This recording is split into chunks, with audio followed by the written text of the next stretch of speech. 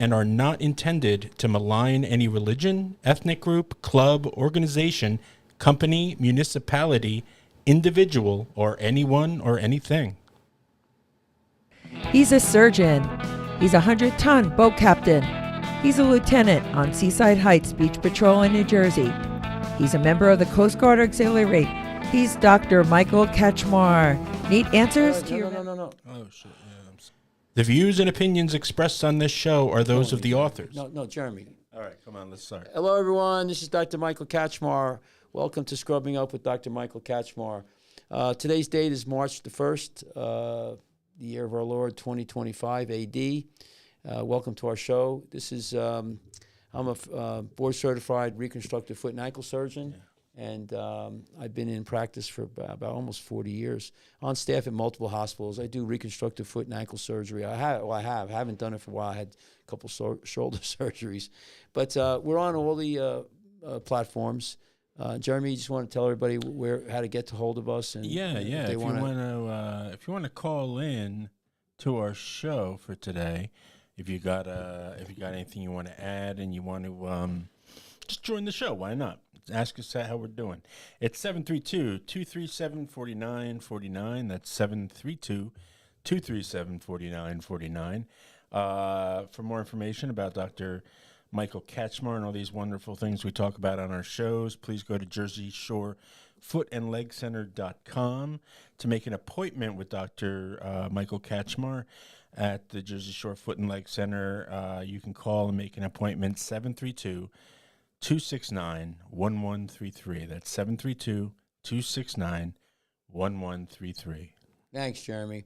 So, we usually talk a lot about medicine, maybe where politics comes in. Yeah. But there's some times where we got to talk about some, the stuff that's breaking on the news. Oh, there's so much breaking on the news. Yeah. We got some stuff about medicine, too. We're going to talk about vaccines and some measles stuff and this really tragic story about a heart transplant that I want to talk about. But the thing that's I really want to start off the show with is this White House with Zelensky. Right, yeah. And I thought that was pretty interesting. It was kind of cringy, I was listening to Rubio, the Secretary of State, and he said basically they've been negotiating with these people for 10 days, and then that came out of the blue what Brzezinski did. But I see, to me, I think Trump and Vance did a great job. Yeah. But Vance, I was surprised by, because that's the first time I've really seen him interject and really go out somebody, and he was full of friggin' knowledge. Fantastic man. Yeah, no word salad, surprisingly, from this vice president. No, I've been watching him for the whole time. I mean, this is right up his alley. This is nothing new for him. He's very, very aggressive, and he takes a very aggressive big lead. Stance. Yeah. But let me just make a point about this. So I'm online. I see all these people putting out that we stand for Ukraine and we support Ukraine, and so I want people to understand what that. So I want to understand what that means, because Zelensky, the Ukrainians, they need soldiers. They have no more. They're running out of soldiers. They're running out of citizens. Okay, I mean, yeah. Well, that's it. So they need soldiers. So you support Ukraine, right? Well, so are you? No, but I'm saying people who do. Yeah. Are you willing to fight and die for Ukraine? Like the UK, you want to send troops? Australia, everybody's coming out. We stand for Ukraine. Okay, well then, if you stand for them, why don't you? Then they need troops. They need money, but they need troops. So send troops. Mike, I was one of these people when it all first started. I was like, I'm just going to go out there and sign up, and just start fighting with them, because this. Yeah, but you didn't. Then you start to hear things, and you get educated about what's actually going on, and you're like. So I'll throw it at you. What am I doing here? Do you want your son to be drafted and go over there and fight? No. Thankfully, he's got 2 extra bones in his feet, and they wouldn't take him. So my point is that everybody who talks the big talk on the internet, all right, well, listen, go get a plane ticket and go over there. Or that's what it's going to take. And that might not even do it. You're looking at banging the door of World War III. So here's the thing. What cracks me up, right? And I had one guy said, let's send troops over there. Then, if you're so, if that's what it's going to take. And he texts back on the internet to me on Facebook saying, well, Ukraine's not NATO, so basically we can't send troops there. And I'm like, well, what about the Vietnam War? That wasn't a NATO country. What about Korea? Was not a NATO country. That has nothing to do with it. Then another guy goes, I'm too old to go there. No, you're not. I mean, that was his cop out when you shot back at him. No, and I listened to these interviews of these reporters. That one girl on CNN, and she's calming down a little bit, her rhetoric, but. If you want to support Ukraine, then that means troops. That means troops. Girl that interviewed Trump. Yeah. Oh yeah.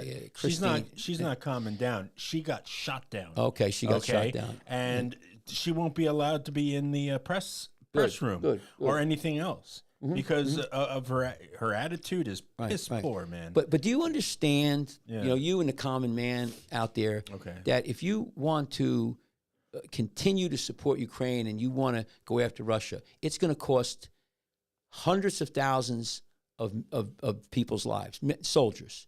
And that's going to mean American soldiers, German, French, Australian, Canadian. And is everybody prepared to do that? Yeah. When you say you support Ukraine, what? In some pie in the sky, illusional, delusional idea. You need troops. It's drones and need more guns and. I think it was either Vance or Trump yesterday when they were talking to Zelensky. They said that. Well, for one, he asked for $300 billion and got it. Okay, he got also our equipment and all of that. Right. But it's a good point. One of them said, "Well, if this is such a huge issue, why did the previous administration do nothing more than they did? They could have Joe Biden could have put an end to this on the spot and never did. He just kept it perpetually going. But because a war machine drums up money, that's what it does. Well, what's going to happen is that $300 billion is nothing to sniff at. I'll get the crystal ball out. If it kept on going, if Harris got in, they would have kept on putting money, and then they would have had to bring the draft back. Start sending our soldiers because there's not. I'd love to know how many other countries are giving them money and how much. No, Europe is not as much as us, but they are. But $300 billion, and you have the nerve to come back and ask for more. Right. But come on, man. But my point about the whole thing, I understand that that's all bullshit. Well, right. And he has the nerve. But what is needed? I don't think. Again, this is what I'm talking about. Everybody starts talking about how much money or he's a nasty guy. The bottom line is hundreds of thousands of men are dying. They're getting slaughtered. And that's on your dime and my dime. We're paying for that. I don't want to pay for it anymore. I don't see the need. Now, we have to destroy Putin. Okay, how? How are you going to do that? That you're going to need troops. You need men. Where are they going to come from? So to me, what do you call it? Let me see. Somebody sent me. Putin. So maybe my point though. But my point is though, you need to send troops, and it's not. There's no other way around it. So no, that should end. That war should end. Why would anybody want to perpetuate a war? Trump said yesterday that Zelensky doesn't want to have a ceasefire. So that's the point I was just about to say.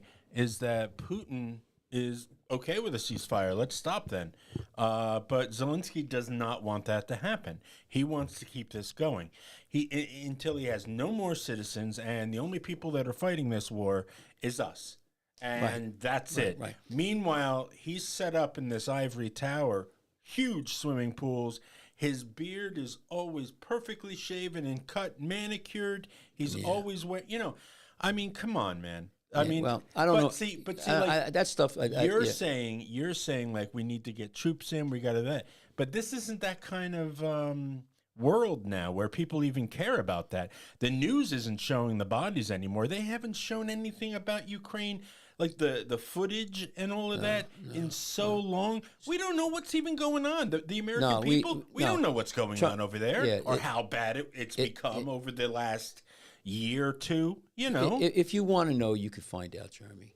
I don't agree with you. I don't know. I mean, no, there's plenty. Why isn't it a public thing? If especially it is becoming public. It is. The Biden administration wasn't showing any footage. If they really were behind Ukraine and they kept wanting to pump money out to them, why didn't they make the wars more visible? They don't. No, because they want an antiseptic. They don't want. They want to keep the public. For that, listen. I don't know why they want to do it. It's money. Why does anybody want to have war? You have Liz Cheney. There's a lot of people who are calling for the continuation to go after the Russians, okay? And one thing was interesting when Trump was meeting with the UK Prime Minister, he said to him, tongue-in-cheek, but serious, he goes, can you handle Russia by yourself? And the answer is no.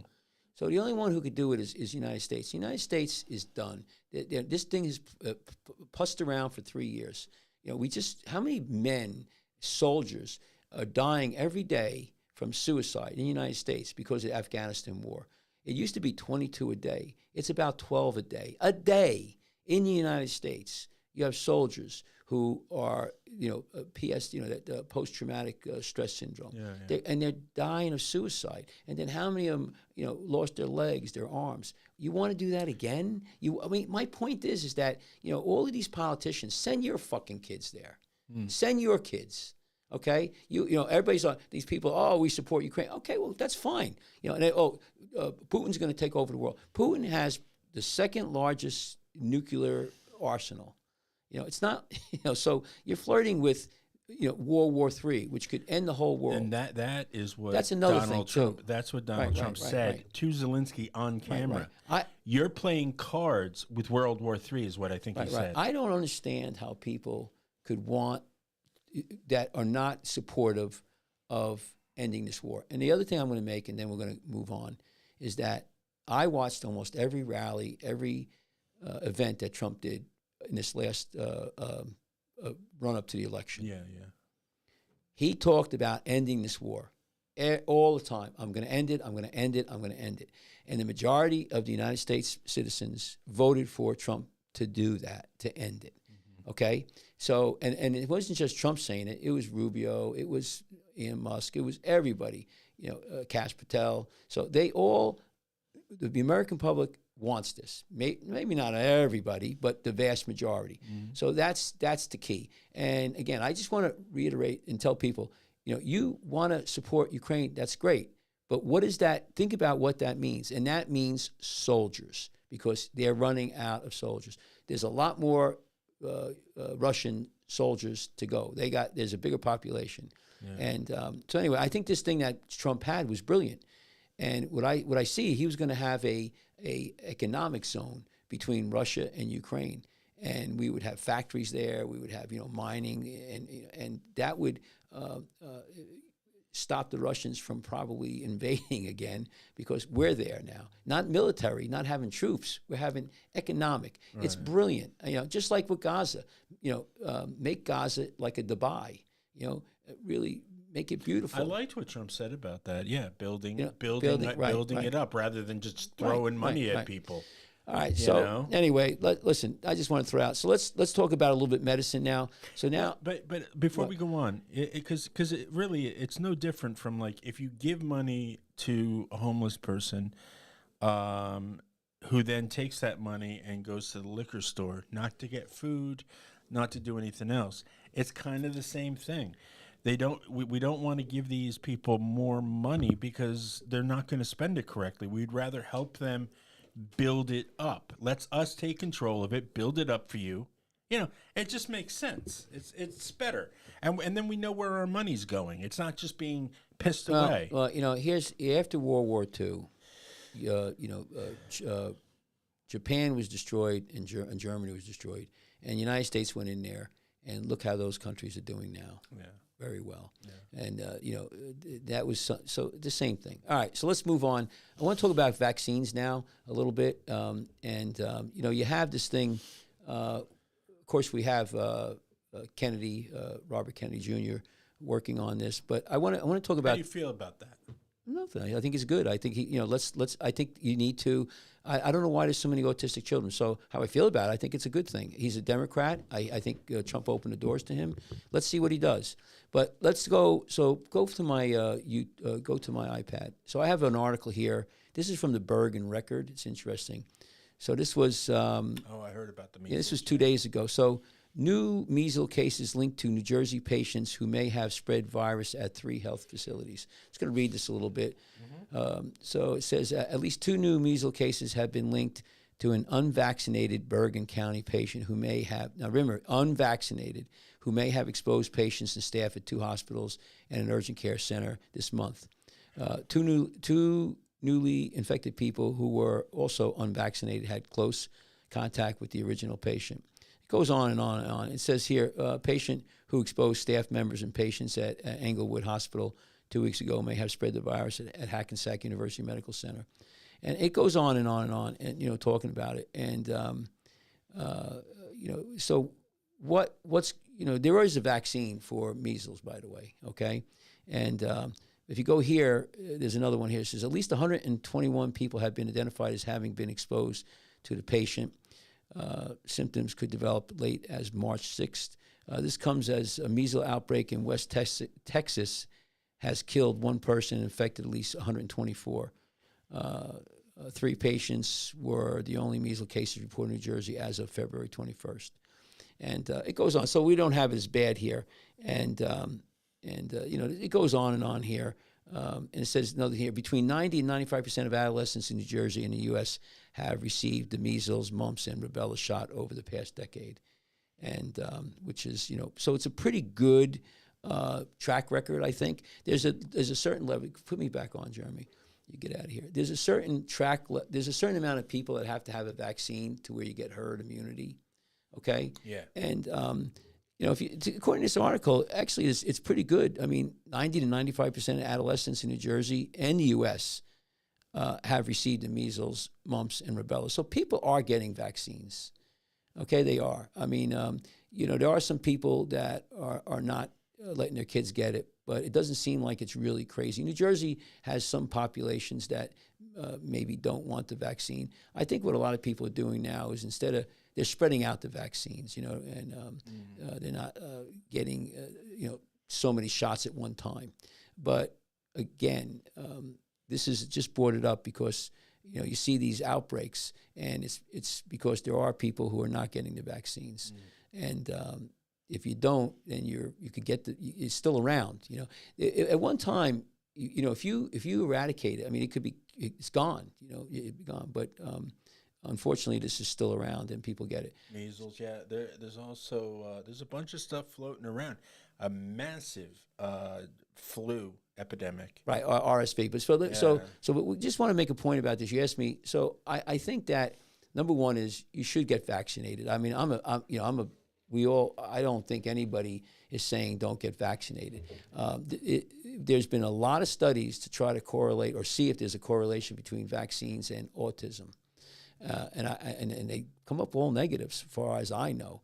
But I read Robert Kennedy Jr.'s book. It was called The Truth About Fauci. Fauci. Yeah. But there was a lot in there about vaccines. And so I think it's good that he's there. I think you need to really evaluate this. The amount of autism in this country is really high. And also, obesity, diabetes, it goes on and on. Other allergies, like peanut allergies that can really kill your kids. Yeah. We didn't have that when I was a kid. Nobody I knew, no kid I knew, straight through high school, no kid I knew had a peanut allergy. And then all of a sudden, snap. You every second person you meet's got a peanut allergy or a tree nut allergy or something like that. So now I'm all for vaccines, but there's another hang on, but looking at you, but there's another thing now where there's the other side of a vaccine where it hurt people. So go to my video. So there's a thing called chikungunya.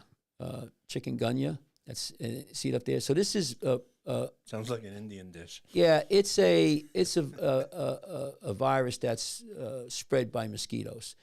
You get it down the islands. So this is an article. out of CNN. So this is the CDC investigating hospitalization of 5 people who recently received the chikungunya vaccine, and they died. Okay, I think wasn't malaria spread by mosquitoes? Yes, yeah, they still are. And so it goes here. This was in a notice posted Tuesday on a vaccine information page for healthcare providers. The CDC said that the people, all 65 and older, were hospitalized. They didn't die for cardiac or neurologic events following the vaccine. So they had a rough time. And because I'm sure quinine water didn't cure that one. Right? Well, this is not malaria. Yeah. This is a virus. This is called chikungunya. There's another one you get where it's called broke bone virus. But there's a lot of things that are pushed through with mosquitoes. Malaria is one of them. Yellow fever is another. But this is one. And so they tried to make a vaccine. A lot of people in the Caribbean and South America get this, and there's questions whether or not it causes birth defects. But my point I'm saying here right now is this was the first vaccine approved by the Food and Drug Administration to prevent diseases caused by the chikungunya virus. And I don't know how much studies they did and how much, but now, so here's a vaccine that's hurting people. Okay, so I think that you need to have people look at these things, and I'm hoping Kennedy's going to start to have some kind of a little bit more protocols for vaccines. So you got to be so careful. The problem is a lot of vaccines or a lot of antibiotics or any drug, they give it to maybe 5,000 people or 10,000 people, and they say, oh, okay, it's okay. But then you give it out to the general public where millions and millions get it, and then you start seeing the side effects. So it's a tough thing. You can put me back on, Jeremy, please. Let me ask you a question. Put me back on, please. Yeah, I'm doing it. It's hard. It's a tough. You don't know, but I think that what's needed is a very robust system of testing, and I think Kennedy's going to bring that. So I'm very happy about that. But I don't think anybody is talking about stopping, vaccines. They do help, but here, maybe this was rushed and maybe it wasn't tested enough. What were you going to ask me? No, I was going to ask you how you were liking how transparent everything is right now, and like this for when they were having the open panel with the entire chief of staffs and all that, and the reporters were shouting out about measles and stuff, and Trump says, "Well, Robert, what do you think about that?" Right on the spot, and they're giving answers, and right, what they think. Even with the Zelensky thing, that would have been closed doors under the previous administration. And we wouldn't be allowed to see that conversation or anything. And here Trump just puts it right out. Here, this is what we're doing. Well, that didn't happen with the Biden administration. No, Biden became president, and we didn't see that man do an interview or anything for well over 6 months. But it's also the Biden administration. The Obama administration, the Bush administration. Trump has done something very unique. He's brought the common man into the room. Into the room. That's what he did. And it's transparency, and it's gonna continue on. Bondi. You got these Epstein files that are gonna come out. To JFK, the Martin Luther King. It's gonna be interesting. And right now they're doing. You said the Epstein files and stuff. Right. A lot of stuff. Even you said Kennedy. Did you say? Yeah. They want to release everything. Oh, and Martin Luther King. They're looking at that assassination as well. But the thing is that, for instance, for the Kennedy thing, that was supposed to be released. Most of this stuff was supposed to be released last year, very, very not long ago. And for whatever reason, the Biden administration put a gag order on them rather than release them to the American people like they were supposed to. So Trump's like, no, everybody's going to know everything. And I love that, because then once everything is transparent, it doesn't matter what side you're on. You only have so much you can argue against it if you're seeing it plainly there and they don't mind you looking. Well, listen, he's put you in the room. They're gonna evaluate a lot of things. I think that you're gonna. I think this is a very unique time in the United States. Yeah. I finished a book by Bill O'Reilly. It was called "Confronting the Presidents." It was a pretty good book, actually. He talked about every president from George Washington to Biden, and it gives some of the politics and the policies and what went on. And you've had tons of recessions. You've had presidents who are good, who are bad. Some were corrupt. You had wars. All kinds of things. And but the amount of transparency that the Trump administration is demonstrating right now, I think is never seen. Well, never. I don't think it's ever been done. And part of it's the media. But what's interesting too with Trump administration now, the people that they're bringing into the White House to ask questions are not necessarily all the CNN, NBC. No, they got podcasters. Now you got the podcasters and all of that, right? Yeah. And that's an amazing thing. I mean, talk about transparency. And that press secretary we've got is on the button, man. Like compared to Karine Jean-Pierre, who wouldn't answer anything unless it was written down in a little notebook and she had to read it. This new one, it blows her out of the friggin' water. Blows her out, Psaki, anybody we've seen for a long time. And she's smart as a friggin' whip. Yeah, well, like I said, it's they had a different agenda. Bill O'Reilly, according to Bill O'Reilly. Oh, that's what I was going to say before you go any further. Bill O'Reilly contacted Trump recently, and even Trump said, Bill O'Reilly loves Trump, and thinks what he's doing right now is amazing. Yeah, well, Bill O'Reilly, basically said that Biden was the second worst president ever. Really bad. Actually, he had a lot of praise, not praise, but about Barack Obama. Is that second to Carter? No. Who's the first? I don't know. Taft. I don't remember. Taft. There was a couple other that were horrible. There's a lot of it depends on what criteria you really look at. What they did for the country, and I mean, if you look at Franklin Delano Roosevelt, he was very to the left, but he served 12 years. He had his ups and downs, but he did a lot for this country. I mean, we went through a depression and a war. So it's somewhat objective, but it's a good book to read. In recent history, though, I would say Biden is number one, the worst. No. Well, he says all the way back. He's probably like the second, but he's up there. He's very bad. Carter had his issues too, but I would recommend reading it. But right now, talking about the transparency in the Trump administration, it's amazing, and some people don't like it. I think there's going to be right now they're investigating Comey. I think you're going to see a lot of investigations where it plays out. People, you got to give this time. I mean, it's gonna be a couple of years. And they're making obvious all of that. All the people that were shouting out, fake. What were they doing with us? False information and all of that stuff, misinformation and that they're going after all of these people. Like we said earlier, The View, other places where all they do is without even the education to know exactly what they're yelling about. I mean, Whoopi Goldberg said Trump's name and spat on the floor the other day. Yeah. And that's all over now, all over the news. Do me a favor, Jeremy, on the comments here, let me have the mouse for a second. Let me try something here. So listen, we got people who call me up and we got Elon Musk putting a $800 million lawsuit against them.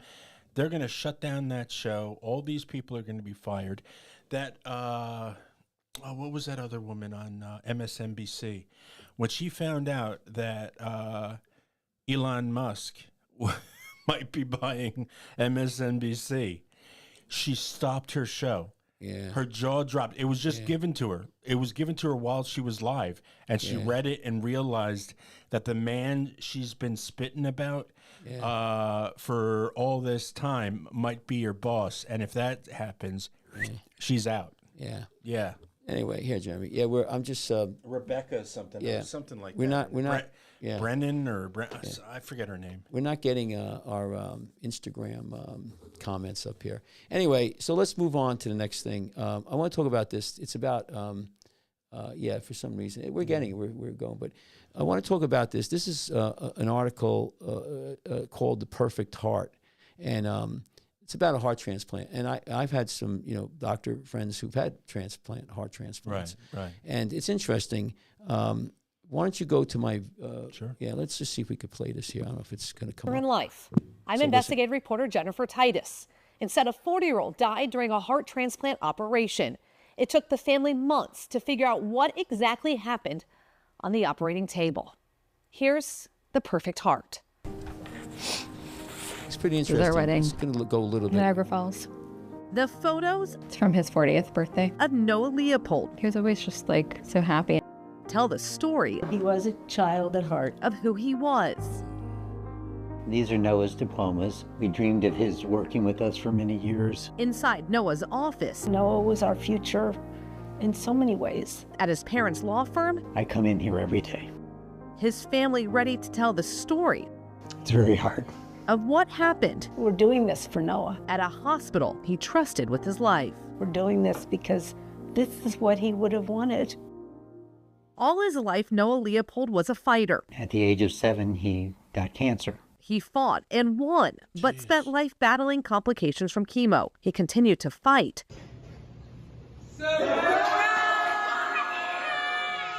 By his 40th birthday, his heart was failing. What did Noah want? What was important to him when he was... He wanted to feel good. He wanted to know what it was like to feel good. He wanted to be normal. He was told he needed a transplant, wanting the operation from cardiovascular experts. He traveled from Florida thousands of miles away to doctors at the Mayo Clinic in Rochester, Minnesota. The primary value of the Mayo Clinic is the needs of the patient come first. Noah had needs. When it came to his own health, there could have been nothing more important. So that's So, premier, of course, one he of was the on premier top centers, supposedly. of his medical Mayo, yeah. care and treatment, his options. He wanted to know everything. Even telling doctors in a consultation before surgery, Right. there was something he did not want from the donor's heart.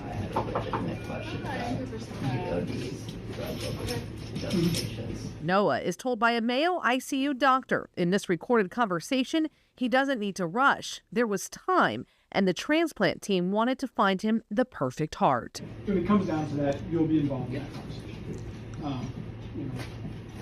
Anyone who's had a drug overdose or something like that is considered a high-risk donor. Not even 2 weeks later, Noah was taken into surgery. We were told that this was a perfect heart. I think those were the words. This was Noah's heart. This was meant for him. During surgery, doctors discover the heart is too large. The heart has uncontrollable bleeding, and then just falls apart. They told us that the heart didn't make it and that he didn't have a heart at all. Days later, Mayo transplanted a different heart, but Noah suffered a brain bleed. We never expected to leave there without him. A future No, without their fighter. it's still hard to believe. Now, it's interesting. Watch what they That say. pain What they never did. goes away. We'll stand Nope. this in a minute on the complaint. So. Led them to fight for answers into what happened and why. What he got was a heart that was not viable for transplant.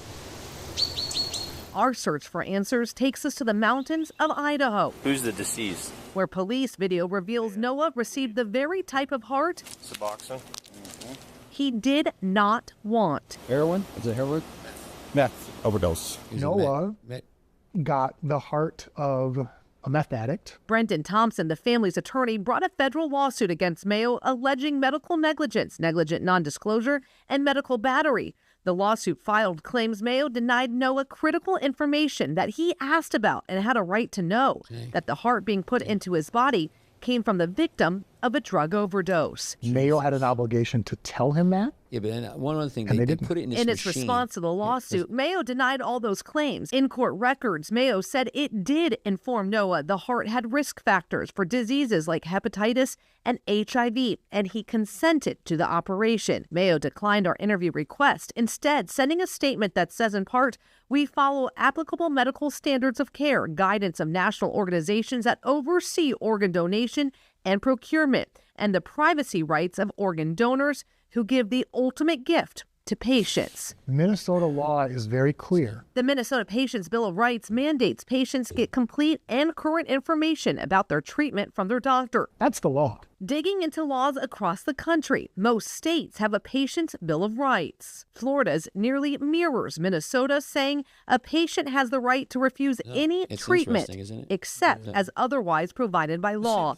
The responsible provider shall document any such refusal. If a patient does have, they do have the luxury of time, and they specify that they do not want a certain type of heart. They do not. With all intents and purposes, they killed that man. Well, don't say that. You can't. Say from a drug that's overdose an patient. You should not say that. Is that the patient's right to say that and to know that they? We saw the video of him talking to the father. I guess his. Or talking to the doctor. Then I guess his father deny was that. recording it. Don't say they killed him. Getting that hard if they tell their surgeon. That's a patient right to express their desire. Well, Dr. Charles Lambert is a cardiologist and a medical director at Advent Health Pep and Heart Institute. He has nothing to do with the Leopold case, but agreed to talk with us about patients' rights. Probably the number one thing is education.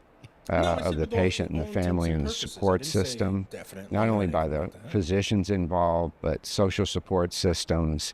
And that's where that, that transpires with respect to what it's going to take on the front end, during the transplant and for the rest of your life. There's a lot of shared decision making there from a social perspective, a medical perspective, I'm tell you about the process even financial. Noah's lawyer says there's also something else Mayo failed to tell Noah. The donor heart was being transported via the organ care system known as Heart in a Box. Allows transplant teams to keep the organs alive, beating and breathing between the donor and recipient instead of storing them on ice. The cutting-edge technology expands the donor pool to hearts that previously would not have been considered as options because of travel time and distance. When the Idaho overdose heart was transplanted, that's when the problems were discovered. The surgeon describes in the operative note is that the tissue was almost falling apart in his hands. Okay. So let's just end this right now. Just give me put me back on. So let me make a couple points here.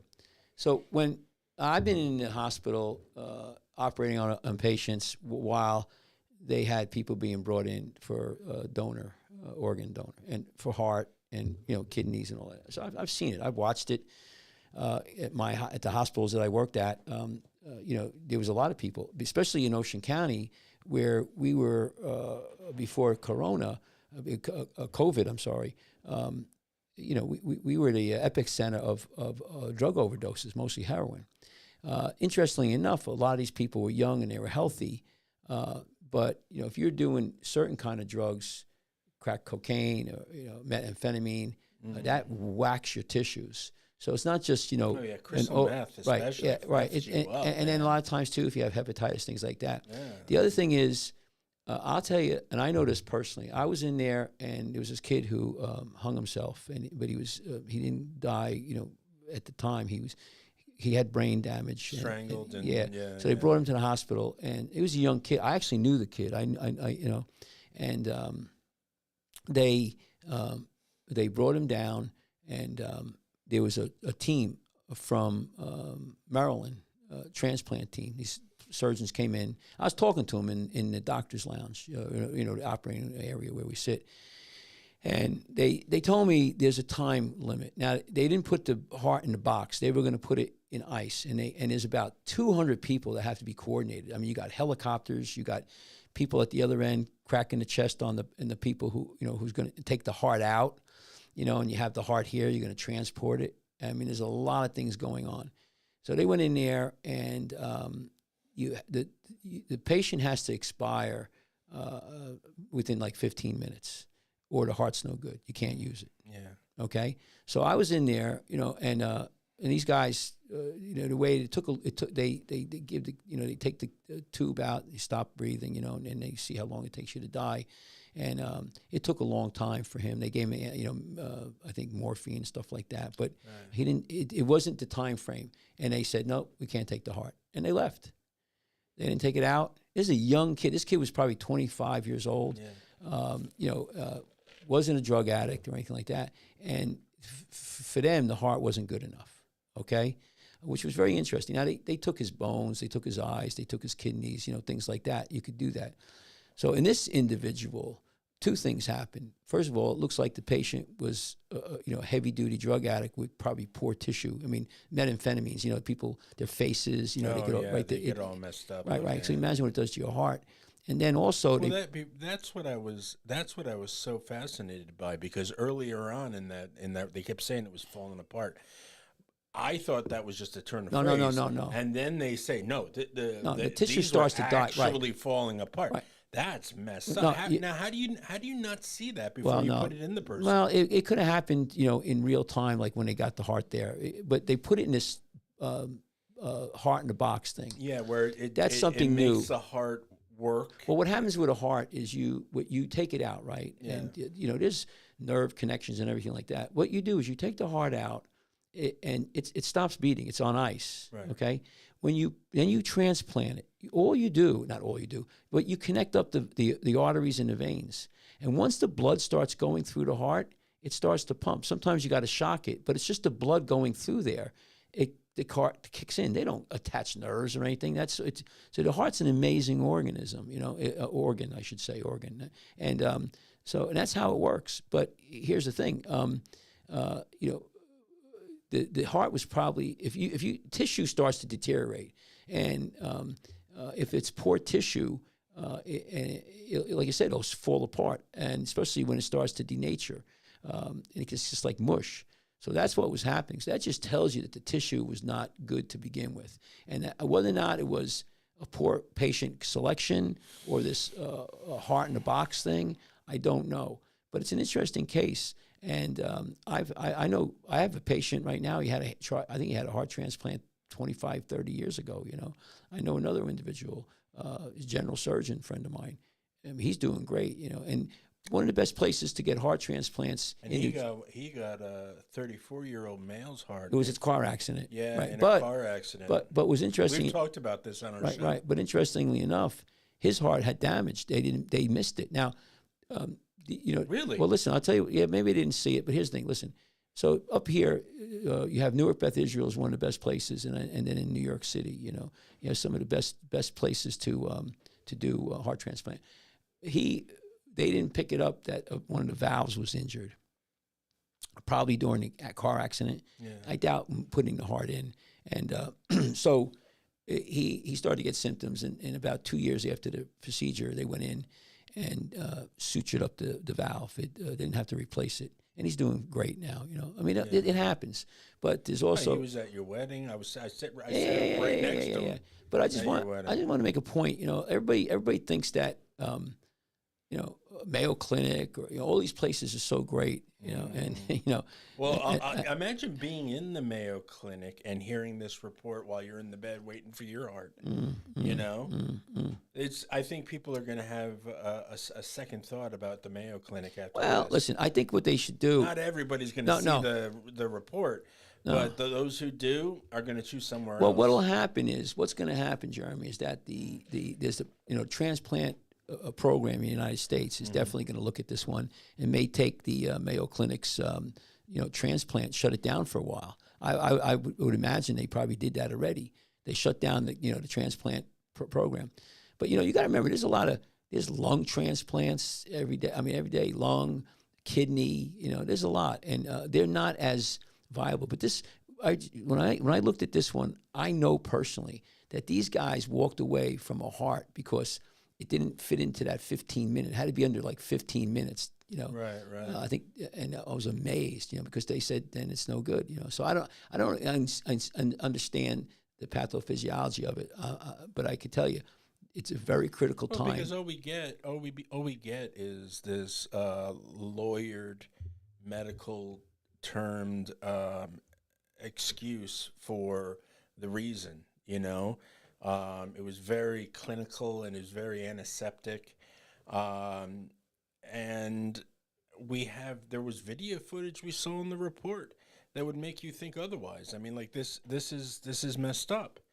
And what they did to this man after he had given them a laundry list of things that he didn't want, and they did it anyway. Yeah, so I want to, well, that's a good point. And I want to talk about one more thing, okay? Don't go to the thing right yet, but then we could, how much time we have, Jeremy? I want to talk about one more thing. This is something, okay. So there's a thing, it's called sickle cell anemia. Did you ever hear of that, sickle cell anemia? Yeah. So it's in black people. Yeah, a lot, and if you have the full trait, your blood sickles, and it could cause infections, and you could die from it. A lot of people say it was it evolved to help against malaria in Africa. Okay, but here's the deal: some people have the sickle cell trait, and they don't even know about it. So I'm going to read you this. You could come up, and I'll tell you why it's important, and people should know this, especially anybody who has any gene, black gene. I mean, there's a lot of mixed race people now, and so you should know about this. So up to 3 million black citizens in the United States have sickle cell trait, yet many adults with the genetic condition don't know their status, researchers say.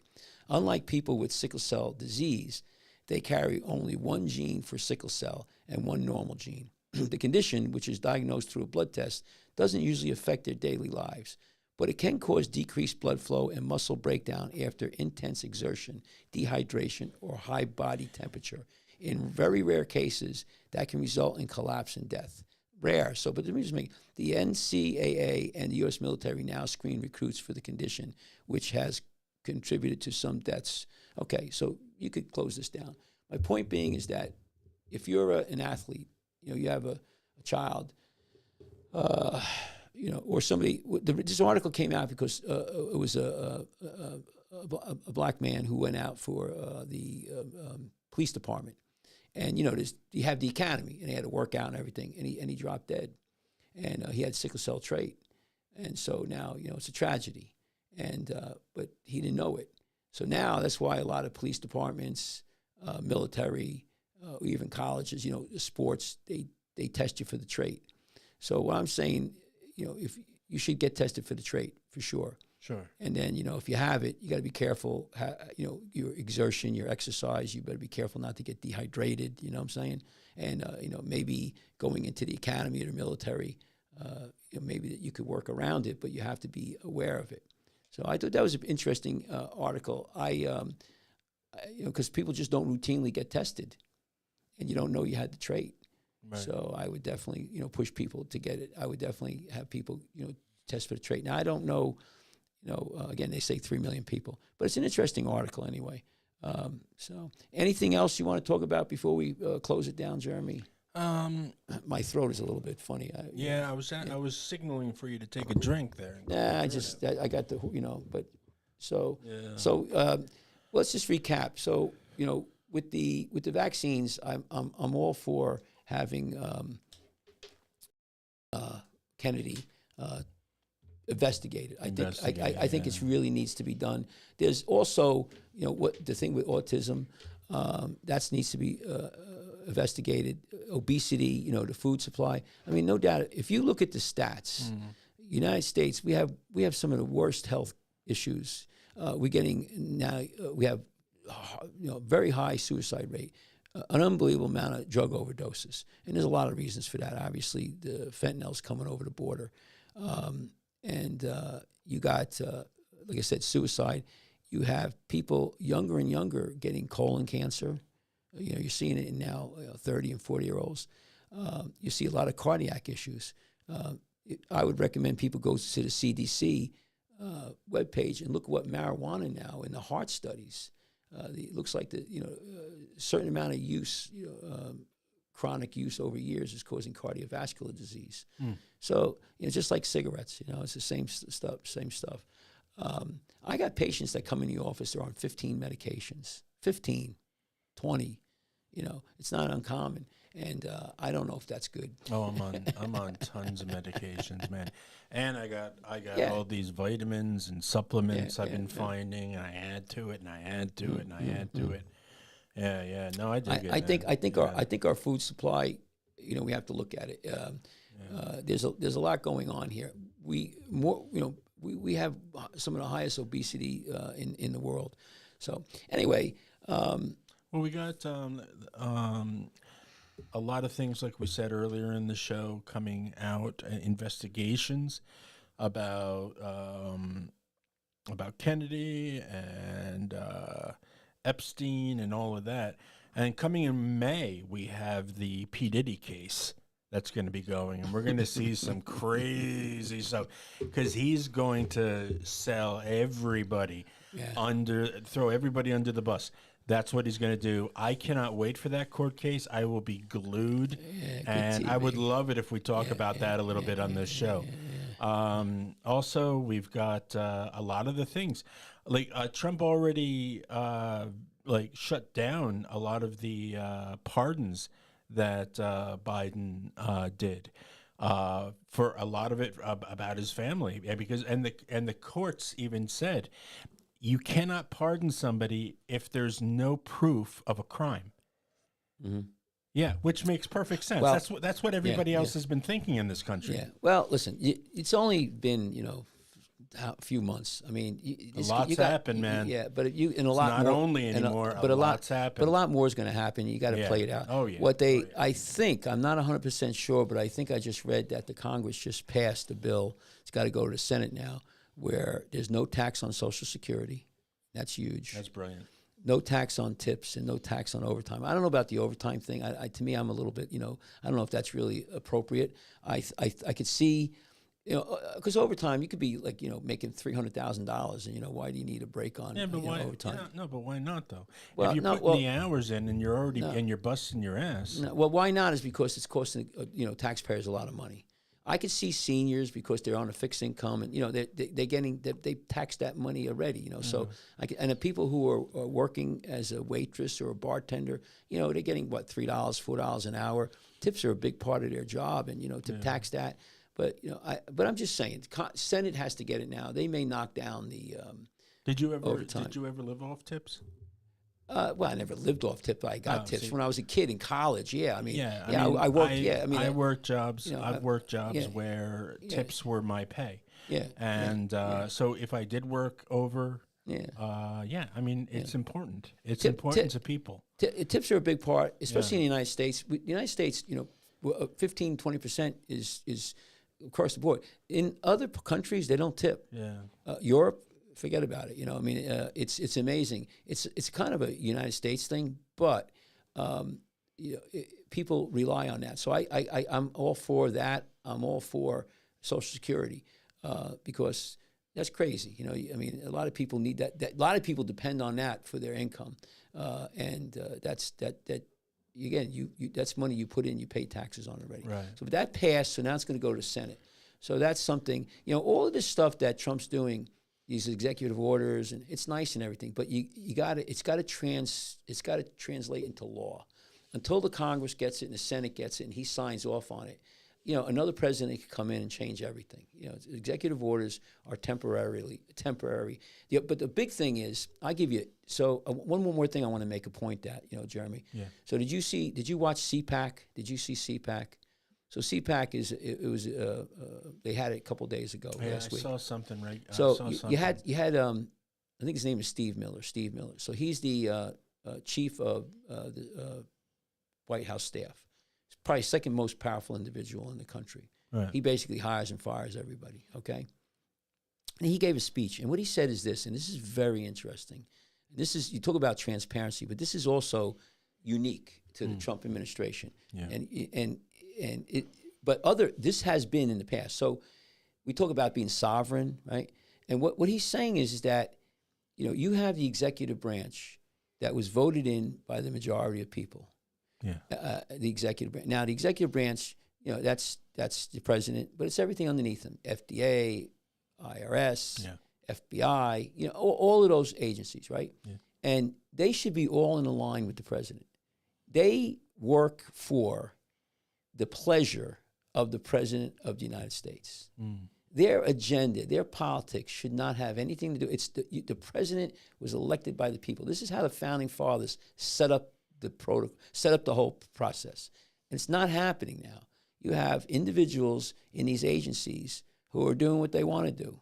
And you can see it right now, and that's why Pam Bondi is having issues with people in the FBI. Well, he put in that guy, Dan Bon Jovi, yeah, right. Bongino, But let me make this point. So what he said is that and he took it to the judicial branch. Now, so you have the executive branch putting out executive orders, and that's in the Constitution. That's made so the President of the United States could make quick decisions on things that need to be done quickly. Okay, right. That you can't wait years for the legislation to come through. What's been happening is that in the past, Trump's first administration, and you have judges, like say in New Jersey, go and shoot down an executive order of the President of the United States. Yeah. Okay, and Steve Miller is saying that shouldn't be the case. The Supreme Court, could do that. The bulwark. It's the ones who have push against the president are Congress and the Supreme Court. So you got the legislative and the judicial, and you got the executive. They supposed to monitor each other and counteract each other or modify each other. You understand what I'm saying? Yeah. You can't have a lone judge, one judge, in Jersey City or Washington, and stop the president cold in his tracks. That's not how the founding fathers put this out. So what's happening now? Steve Miller's talking about that. There's where you might see a change. I don't know how it's going to come up, whether or not the Congress is going to pass a law or it's going to go to the Supreme Court. But the judicial branch, you have these what's the word I want to use? Politically motivated judges. Okay. And that's not the way the founding fathers put it out. I mean, you're right. They're supposed to interpret the Constitution, and say whether or not the law that's passed by Congress and signed by the president. By Congress, I mean the Senate and the House. For instance. Right, and the president signs it. That's law, and then if the Supreme Court could look at it. So the president writes down that there's only two sexes. Right. We have a Supreme Court judge who says she's not a biologist and can't tell what a woman is. Right. How's that going to play out? Well, but she's only one, so she'll get outvoted because it's a conservative court. Yeah. So that's another thing. That's what I right. think. Even if there is somebody in New Jersey who is against it, it's going to eventually go to the Supreme Court and other right. Courts, and it's going to be shot down. But Jeremy, listen to what I just said, though. The idea, the premise, the reason. Oh, I get it. Yeah, I 100% the reason agree. Why you have why the President of the United States could make executive orders is so he could act quickly. Right. It should not have to be years and years. The Congress could pass a law, and the Senate. The president signs it, and that's something different now. Then the Supreme Court could, they could be challenged. That's a long process. But an executive order, okay, it should be carried out quickly and effectively. There should not be any pushback. Yeah. And so what Steve Miller's saying, again, I don't know if he's where it's gonna come down, but this is different now. This is different in the whole presidency of Trump's administration. He's saying that these judges who are not the Supreme Court now, I'm talking about local judges, should not have the power to stifle an executive order of the president.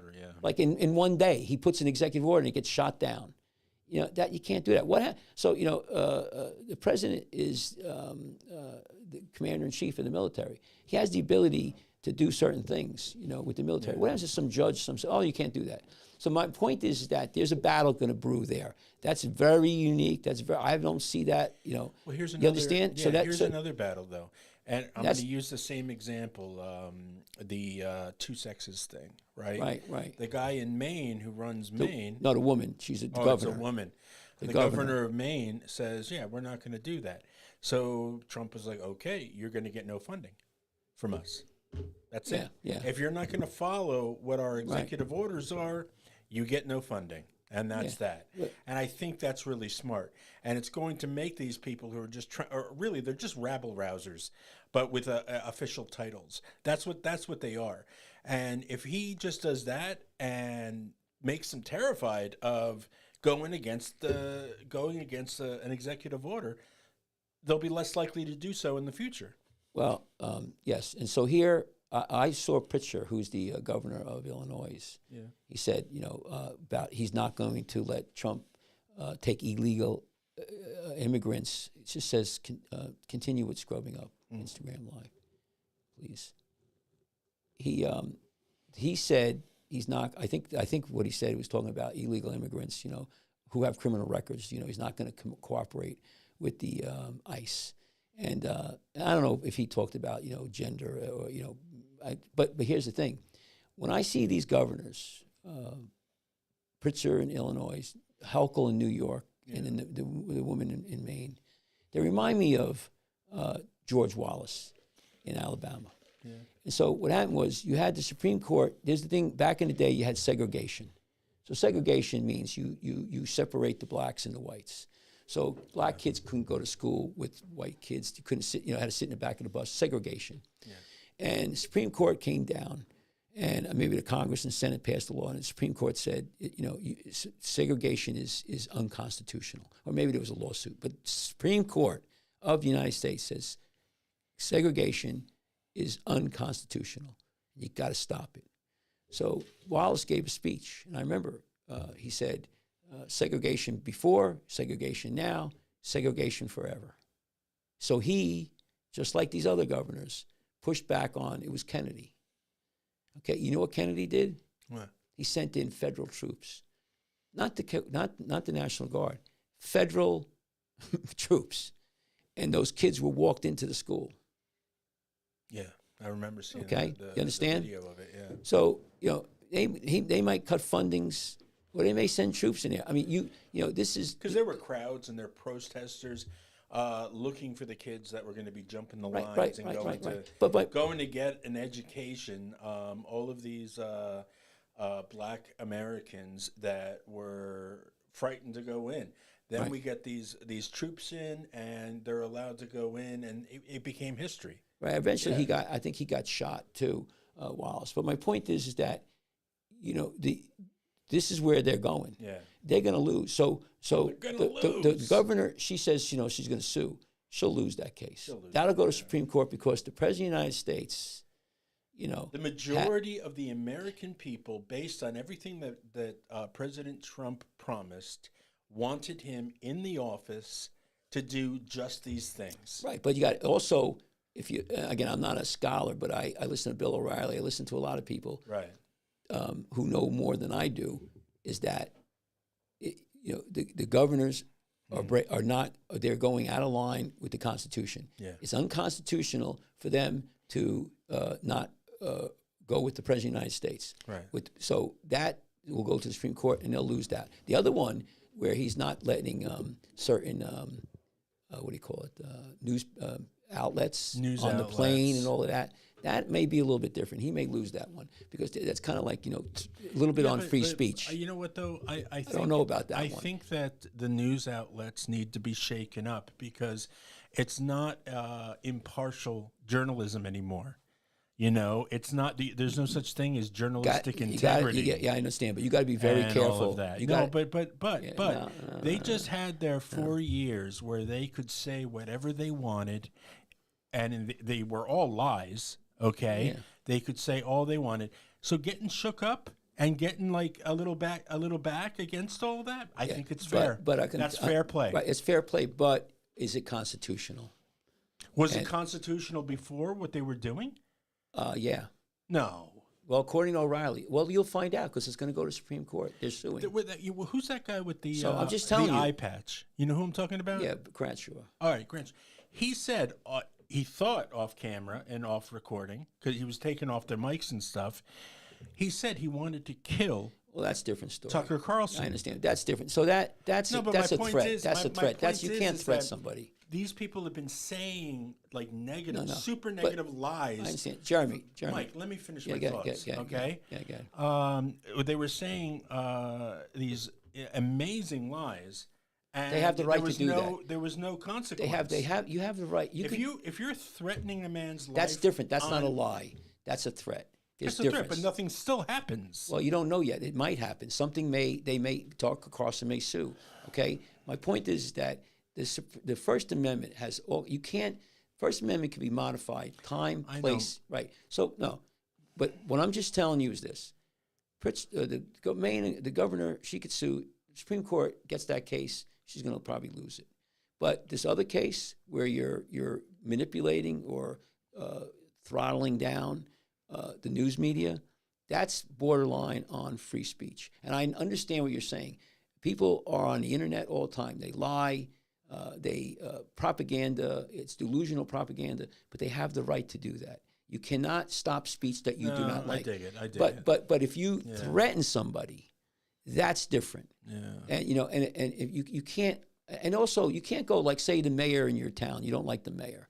He's you can't go there 3:00 in the morning and bang a pot and protest.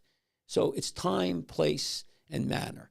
Just we talked about the Nazis wanted to go and have a parade through a Jewish neighborhood, and they sued. And what they did is they were allowed them to march, but not in that neighborhood. They marched somewhere else. So they made them change their place.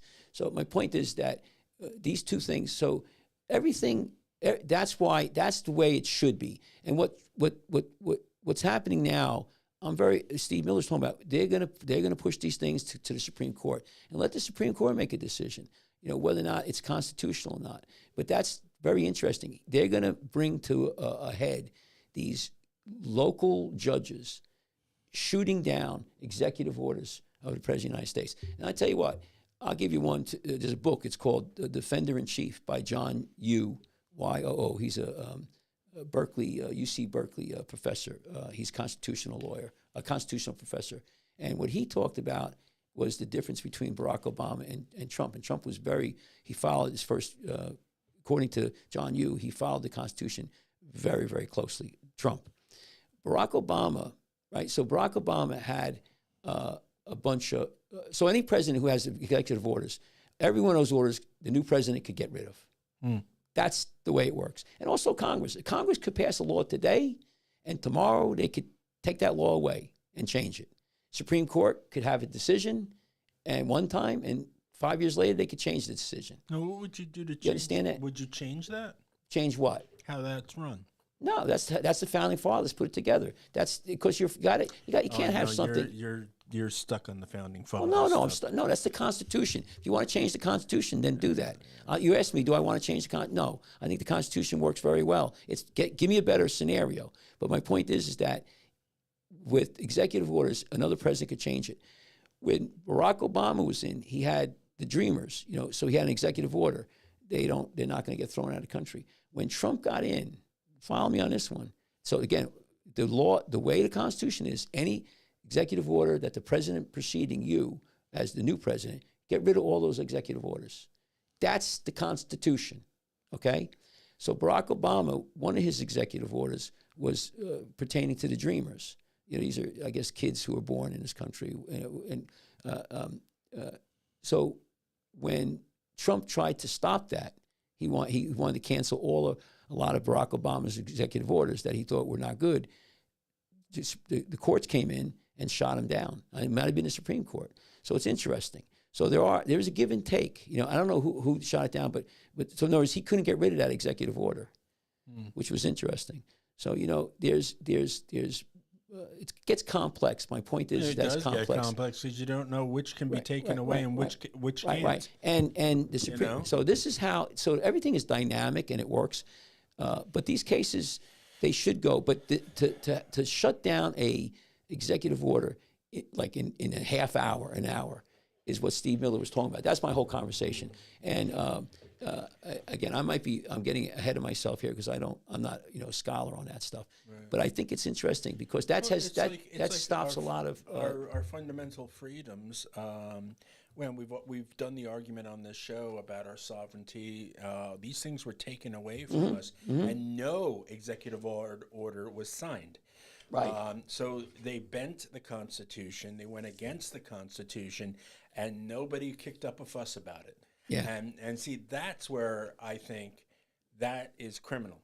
That is a criminal act, and there needs to be consequences for it. So I read Kash Patel's book. It's called what was it called? Because Mike, you have to understand, I believe exactly what you believe about the Constitution and stuff. Right. The only thing I have against this argument is we can stand and say, well, the Constitution says this, but it's like being one man against 50 in a tug of war contest. Okay, if all we're going to say, well, it's true though, and that's how the Constitution is, but everybody else is bending it in every other manner they possibly can, the Constitution isn't working at that point. Well, right now, so give it a chance now, because now you have Kash Patel. He wrote a book, Government Gangsters.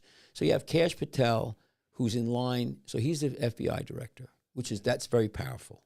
You have now Pam Bondi, who's the Attorney General. And then you have this guy, Pete Hegseth, who's the Secretary of the Defense. Those three people in those three positions, that's big power.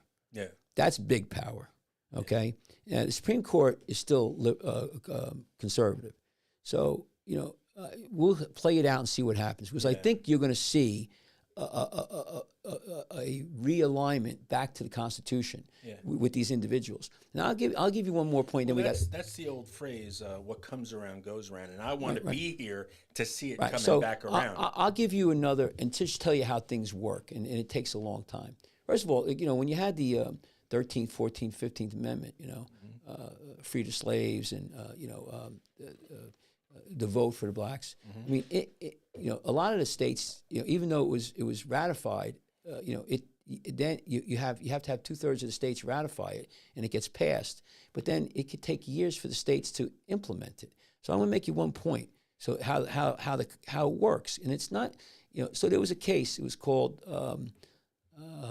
Love versus Alabama. Might have been Alabama.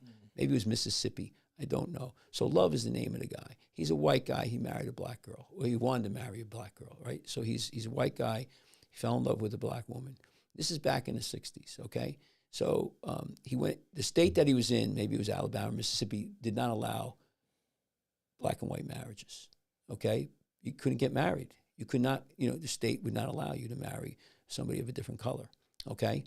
So he went to another state who, I guess, allowed it, but then when he came back to his state, they said, no, we're not recognizing the marriage. So he sued. It went to the Supreme Court. I think it was 9-0, okay, in his favor. Yeah. Okay, so now the Supreme Court says, no, that's unconstitutional. You want to marry whoever you want to marry. Right. That's the law. Well, it took years now this wasn't, a new amendment. This was a Supreme Court decision. It took years for those states to change their laws. Just like now with marijuana, states are opposite. Some states are legal, some states it's not. But the federal government's not legal, And then you have, gun laws. Right now, Supreme Court, you had the Bruin decision. Supposed to be able to carry a gun anywhere. And, right to bear arms. Right now, and then states are coming back and saying no. So there's big battles going on. Some things again against the Constitution. Wait, but that's been the way. It takes time. People, so I don't have a problem with that as much as it goes back. It could take years to get something through the court system into the Supreme Court, and that's not a bad thing because you don't want things to happen too quickly. Okay, so there's a good point there, but. Getting back to the executive orders, that's a carve-out that the Founding Fathers put in there. The Founding Fathers put in a mechanism where, Congress gets changed every 2 years. Senate is every 6 years. Supreme Court justice are life, and the process slow. It could be slow, and but then you don't do things too quickly and get crazy. We don't have a democracy. We have a republic. You don't have 51 people voting like, hey, today you have to wear a blue hat. And then 2 years later, we're going to say, no, you have to wear a green hat. We don't have that. It's very measured. But the carve out for the executive branch, which is 1/3 of the government, 1/3, okay, has the ability to act very quickly. And you could go read John Yu's book, Why, or go into the Federalist Papers, with the Hamilton, wrote, and they'll talk about why executive orders were invented and how they work and what their purpose is. And it's so the president could act quickly, but if you have a judge shooting it down in 24 hours, okay, that is going against what the founding fathers. So now Steve Miller, that's what I'm saying. He's going to push this. That's going against what the founding fathers wanted. Yes, in my opinion. This is what my point, and this goes over a bunch of our shows in the past. This is what I kept meaning, and we're always on the same side, but sometimes we're looking at it from different points of view. That's why I said the founding fathers couldn't predict people disregarding. No, they did. That's why you have the mechanism now where Steve Miller, we got a mandate. No, they did because. But people try. People try to go against it. Right. That's why the founding fathers. And as you just said, it takes time. Right. That's even for the bad stuff. Right. So that's why the founding. Yeah, and that's why I say Steve Miller now is going to. I guess the administration is going to push this. Right. I don't know how, and they'll probably bring it up to a point where these judges are shot down or sued, and it's going to go to the Supreme Court. Now, I don't know what the Supreme Court's going to decide. The Supreme Court may say, hey, you know what? The judges have the right. Yeah. Or they may say, no, you can't shut down an executive order. It has to come, So my point is that this is the whole conversation started with Trump administration is unique. It's very transparent. We're in the room. And now we're in the room. Right, now also he's trying to put power back into in the executive branch where the other where the judicial out there in the world can't stop that from happening. So it's an interesting thing. I don't want to get into it too heavy because I'm not a scholar on this stuff. No, but I think we covered a lot. But I think it's interesting that Steve Miller was talking about that, and it seems to me that the Trump administration wants to have citizens' sovereignty. So we'll see where it goes. Yeah, you're right. It's been eroded. It's been the special interest. Yeah. I mean, to me, it looks to me like all the things I read is that you had this deal between the federal government, parts of the federal government, and these very, very wealthy people. And you know what they are out there, Google and all that, and basically we're going to make you tons of money. We're going to give you a carve out. There's no, back in the day they used to break these companies up for monopoly. And now they run it, and then the American people, we don't have a lot of choices. Cable, you got one company, and they raise the prices or raise price. So my point is that it's got to the point where the American people have lost we're losing their ability to have a say in their lives. Right. And I think that this was a repudiation of it, this election. And now let's see how far these guys could get. Yeah. That's the key. And I agree with you. Yeah. They may get shot down. Listen, anything can happen. And it's all happening. They tried to kill Trump once. For a change, though, it's all happening fast. Yeah. We're seeing a lot of changes happen every single day. Right. Every single day is must-see TV. Right. You have to clock in and do your homework, especially a lot of us that don't know what we're talking about. You blab. That's what Whoopi said. Well, they're just hateful. You blab. Yeah. Here's a question. They're hateful people. Here's a hypothetical. Okay, so if it's all we're talking about freedom of speech. If the View is spurting out like all these obscenities and all these lies about people, But then somebody like Elon Musk buys the company or sues them. Sues them. That's right. That's the filing. That's good. Is that against freedom of speech, or is that just because the First Amendment has a carve out? Because you said earlier we have to protect the bad speech too. So here's the thing. There's libel. Rob Schneider said that as well. Right. But you have that's libel. If you libel somebody, that's a civil suit. It's not criminal. It's civil, and that's good. Because then it's going to cost you money. Well, isn't libel in print? So it'd be no, yeah. But if I threaten you, that could be criminal. All right. But if I slander you, it's a civil. It's a slander. That's what it is. It's a civil suit. So my point is, no, it's cooked into it. That's constitutional. I have the right to sue you. Okay. So yeah, you sue him. Now we'll see what happens. Now Trump sued. What's his name? Not Paradakis. Stephanopoulos. Wasn't and he got it? Stephanopoulos. He was on the $5 million. I think. Wasn't he a reporter or something at some point? But there's Stephanopoulos. I want to say it was. But they also, who's that? They they sued a lot of people. My point is, what's his name?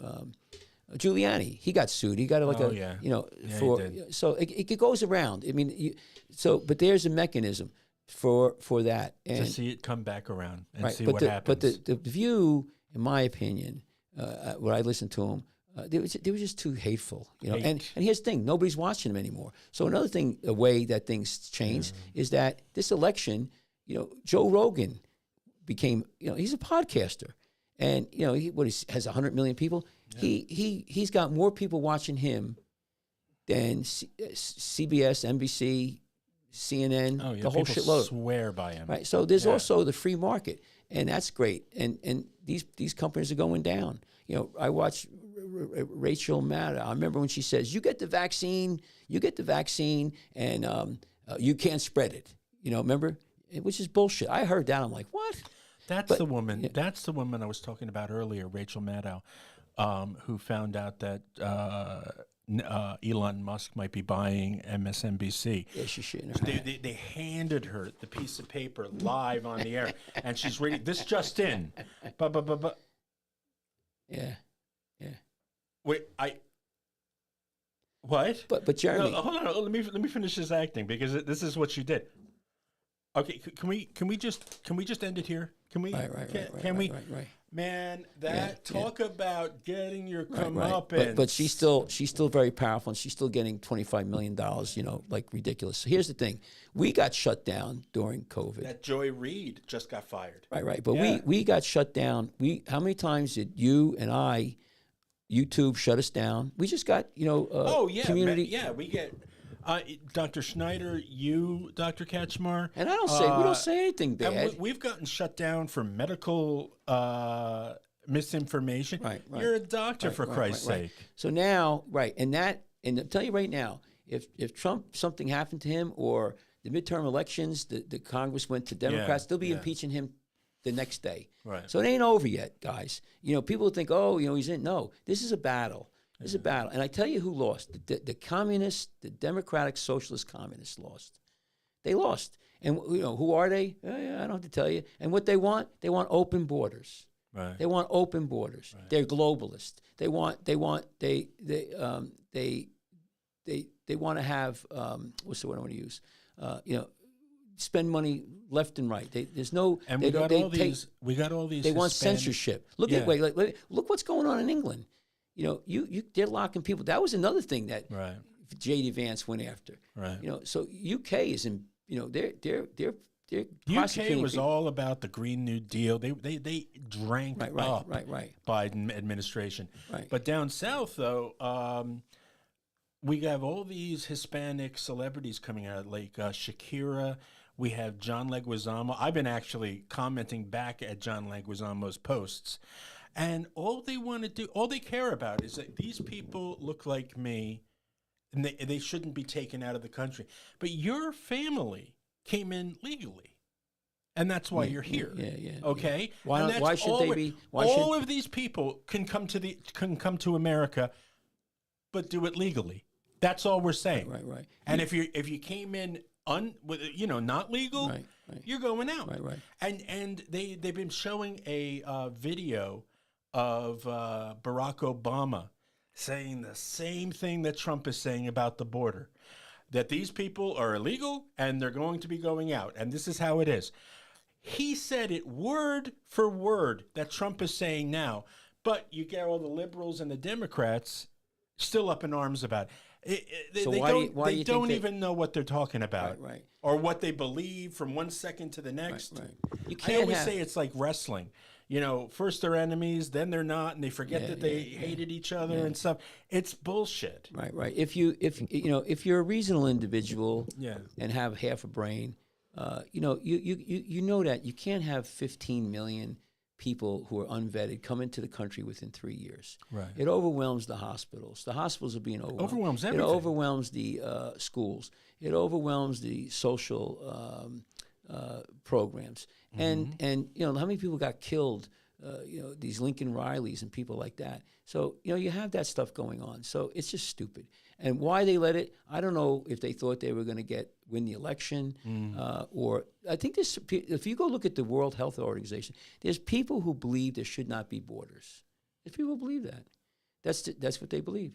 They believe that you should let everybody in, and that's just that waters down the citizen. You want to read a great book too? It's by Victor Davis Hanson. It's called The Dying American Citizen. You erode the definition of a citizen. Right. We're not. Here's the thing. A lot of countries, you're not a citizen. You're a subject or you're a resident. United States, now, you're a citizen, so it's a different thing. Now, what you just said about all these people wanting no borders, okay? So we've had that with the previous administration, the no borders down the South. Right.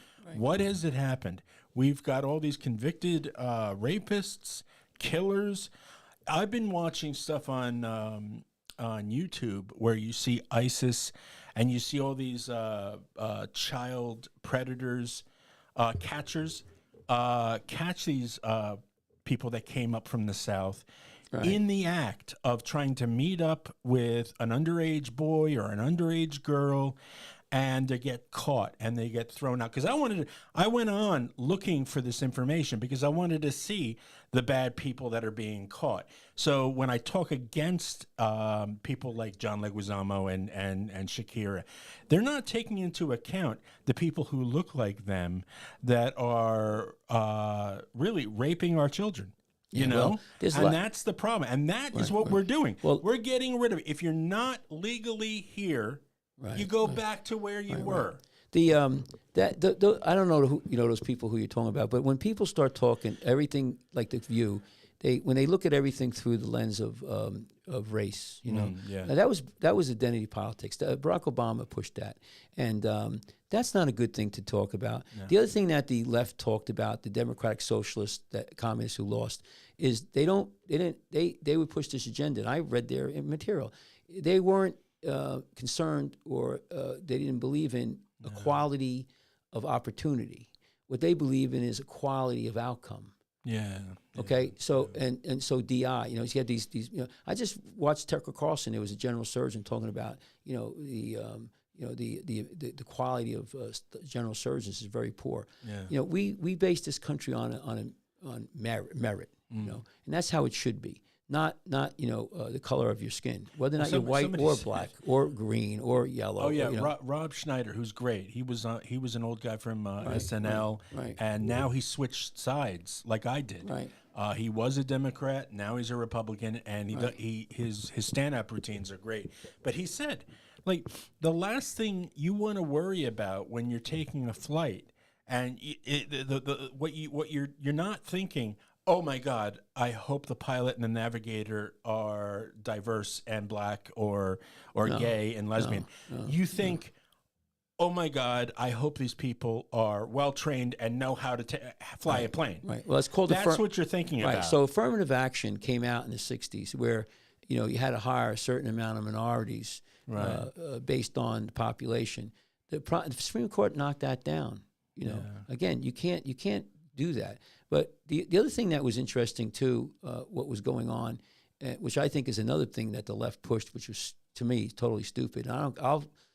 There's no way you could persuade me, but having a man compete against a woman. Oh, in sports and stuff. Right. I don't care. We got the Olympics coming up, and Trump's already putting a toe in it and saying, "Hey, this ain't happening." And not when the Olympics is being held in our country. No. So what? No. We got it. So what Barack Obama did with Title IX, right, is a law that was passed, and it says basically you cannot stop somebody from playing a sport based on their color, creed, all that, or if they're male or female. So back in my day, it was just mostly men who played sports in high school and college. Right. Well, after that law, they said no, the women should be able to play too. So they kind of pushed and mandated that you have to have tennis for girls, baseball, whatever. But and that was good. That helped. Then what Biden did is he put in there, well, also you cannot stop somebody from competing based on their gender. So that was so what that basically did, I'm a guy, I say I'm a girl, I can compete against girls. That's stupid. That's just dumb. So now Trump came back and he got rid of that. I don't know. We're not listen, and again, we are not stopping you from playing these sports. But there are two genders. So if you were born a male, and nobody's taking a guess at that, I promise you. If you were born a male, you can go up against other males. If you were born a female, what are you doing? Trying to go against the men? You're not going to win. Right. Yeah, but they could. And you know what? I'll tell you. Good. Go. You want to compete with men? Go ahead. You get your ass kicked. But my point is that this is how crazy they've gotten. And you talk about a democracy republic. They lost, and I keep telling these people, you guys lost. You could sit there and bitch all you want, but right now you lost, and I think the majority of people in this country don't believe that. And so those are the things that we talk about. So I want to end this now because we're getting late.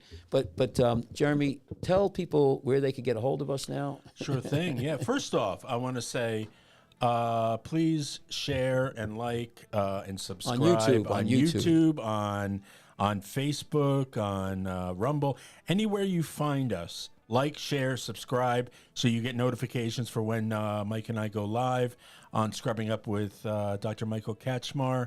If you want to call and make an appointment with the master of the lower extremities, Dr. Michael Kachmar, please call 732-269-1133. That's 732-269-1133. And, of course, for more information about Dr. Michael Kachmar and all the wonderful things we talk about on our show, go to JerseyShoreFootAndLegCenter.com.